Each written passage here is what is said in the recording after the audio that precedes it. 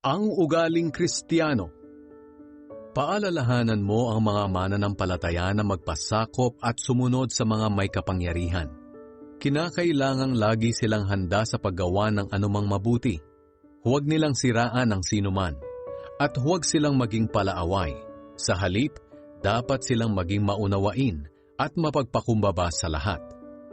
Sapagkat noong una, tayo rin ay kulang sa pangunawa tungkol sa katotohanan at mga masuwayin.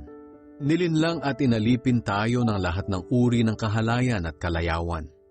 Naghari sa atin ang masamang isipan at pagkainggit. Kinapootan tayo ng iba, at kinapootan din natin sila. Ngunit nang mahayag ang biyaya at pag-ibig ng Diyos na ating tagapagligtas, iniligtas niya tayo, hindi dahil sa ating mabubuting gawa, kundi dahil sa Kanyang awa. Iniligtas niya tayo sa pamamagitan ng banal na Espiritu na naghugas sa atin at nagbigay ng bagong buhay.